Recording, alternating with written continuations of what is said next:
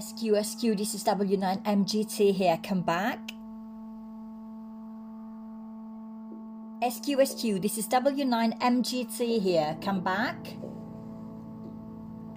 This is a 10:44 and I have something to say.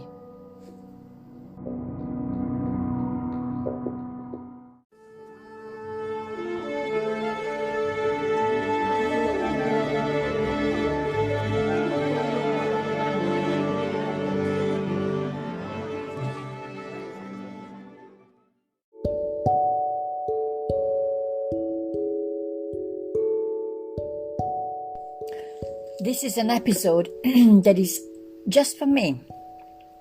It is a reminder for me about what is important. So after the big breakthrough that I had, that I seem to have had last week with the video and the interview with Simon Sinek and what he said about the why and how I've realized that this sort of like fire within me, this sort of what I would call the real me, was this kind of like rebellious, educated, iconoclast, dissident, rebel, seen, trusted kind of a woman who loves education, who loves to inspire people, who loves to assist people on their journey. As a sort of like an outsider coach, walking alongside people, never putting myself in other people's shoes. And I can hear now, even now in my voice, there is this kind of, there's always been this desire to bring things, theories, stuff, ideas, books together, and then to have these ones provided to people ad hoc, like in a sort of like a Mary Poppins with a bag, and I can just go out and open my bag and use different tricks of the trade in order for the people to find a sense of, and this is it, a sense of awareness of themselves, a sense of phenomenological subjective response of who they really are in truth. So having found that thing and having realized how I then go down in a kind of like a pit of despair when the things around me and the life around me do not fulfill this real me and do not support this real me, I go down into this kind of a pit of despair where I feel unhappy, I feel very lonely, existentially lonely. I turn, of course, into a victim. Think about the triangle of drama.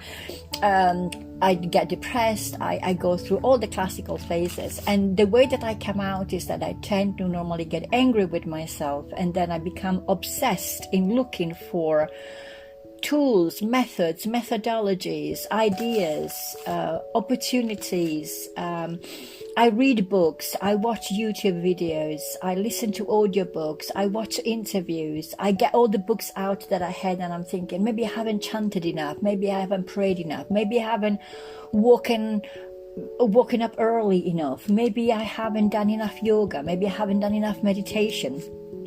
In a kind of sort of like a vicious circle. And then this morning I had and then yesterday I was actually trying to think between Saturday, Friday and Saturday, I was thinking, how can then I turn this idea of this me into a practice? How can I create situations that becomes sustainable so that then I can feel fulfilled? So I was looking for what and how in order to confirm my why. This is an important point. I was looking for what and hows in order to confirm and fulfill and support and grow my own sense of why. This kind of a real me. And then I was listening to, of course, because I get obsessed with all these other people, I was listening to an interview with Dr. Joe Dispenza. And then I remembered that I had an audiobook, so I went to listen, of course, to the audiobooks. And then I I did this morning, his meditation, and it was just like to be sort of like to find intuitive, or whatever it was called, about of you. Anyway, so, and I at that point, and remember that this episode is just for me. I was looking for, so during this meditation, what happened was that actually I found something else, something that was completely different. I saw like this kind of like a black canvas with stars, like if I was in space, lost in sort of like space and the universe. And I felt, and I even drew it here in my journal, I felt that the real me was sort of like covered in a thick crust that sort of like suffocated the real me. And it dawned on me on one thing. It dawned on me the idea of layers. And this is what to me makes a lot of difference. And this is why I think that this episode, just for me episode, is important. There is the real me with that I've grown with this idea of the traveling, with my granddad, with being a rebel, being a teacher, being an educator, being everything. That is the idea of like let's call it like at the heart of my soul, at the very innermost sacred space of me. Let's call that the real me. And on top of that real me, there is of course an experience of trauma, deep, intense trauma, prolonged trauma. And then there is another layer, which is the layer of the unhappy me because of the trauma. Then there is a layer of the memories and the sadness of this experience of the trauma, and how I'm living it, and how this is protracted to now. Then there is the layer when I turn into a victim and into a victimhood. And then I sit and I'm expecting I become what I call the righteous, entitled fucking bitch, because this is the kind of shadow that comes out of me. And then there is this obsessive part of looking for a technique, the perfect way, the perfect word, the perfect technique, the perfect method that would take me out of all of this. The only thing is that there are only, of all these layers, only two are real. The real me is real, physically real. And the traumatic experience is the only thing that really happened. The mood, the emotions, the memories, the thoughts, the reflections, the techniques, the elucubrating, the pondering, the planning, the mind mapping, the looking for a way out, they don't exist. They are just a figment of my imagination. They have an incredible power over me, but it's just illusions. And if they are illusions, I can substitute their subject matter. Thinking is good, reflecting is good, pondering is good, analyzing is good, but I don't have to do it always on the past. I can substitute the subject matter of what I'm thinking about, the memories that I choose to remember, the reflections that I can do about my future, the pondering about myself, the analyzing. I can substitute all that, and that is the rebirth. So one of the things that I remember, and I wrote here, look at page 67 in my journal, is the one thing that I've realized that I always do in my life. I always said, look at the real thing. Look at the truth.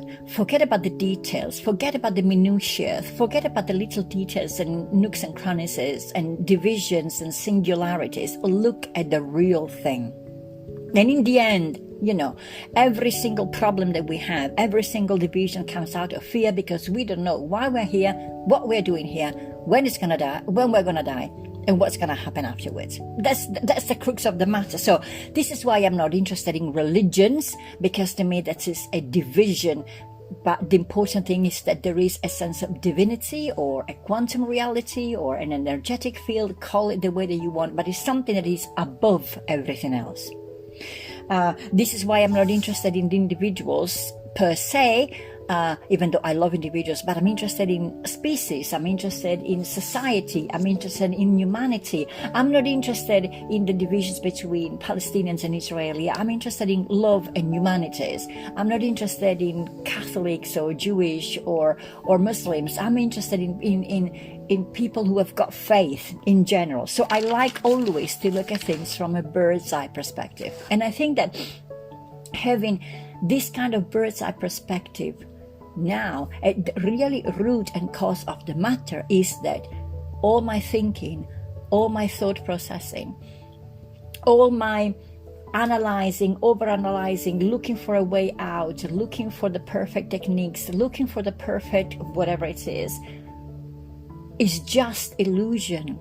And this is something that probably started because I was listening to Stephen Bartlett with Dario, CEO, yesterday with the interview with Joy Dispenza.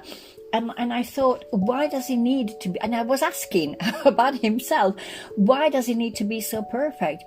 Why does he need to look for a way out? And this morning, in all of these things, it dawned on me.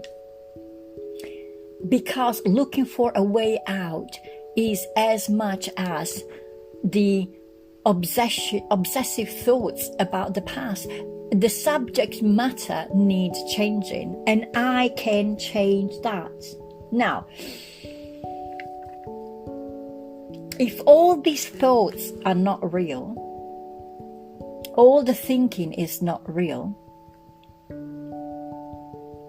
and if I look at things from the subject, from a bird's eye perspective, there is only one thing that is left, and that thing is me.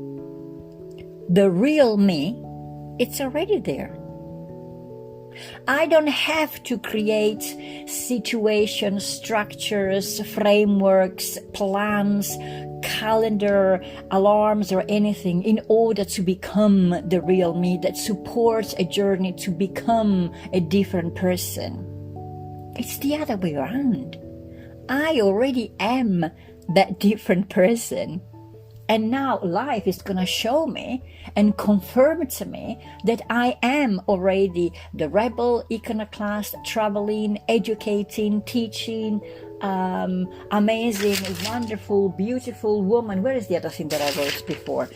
My kind of a vision. I'm already seen because I see myself. I really now see myself because all the fog of the illusion is gone. And I say and I repeat it again, this episode is just for me, because if I should ever go back into a funk because I decide to subconsciously and unconsciously believe to the illusions again, I need a hook to take me out. Oh my God. I think I need a coffee now. So again, this is an episode that is just for me. Ciao.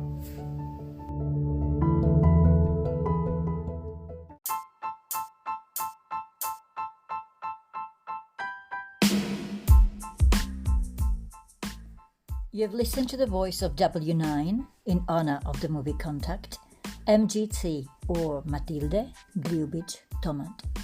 I'm mainly a researcher, an artist, a writer, and an existential psychotherapist based in the UK. You might want to check my website at matildetomat.com. That is matildetomat.com, and my Instagram account. This was W9MGT here, over and out.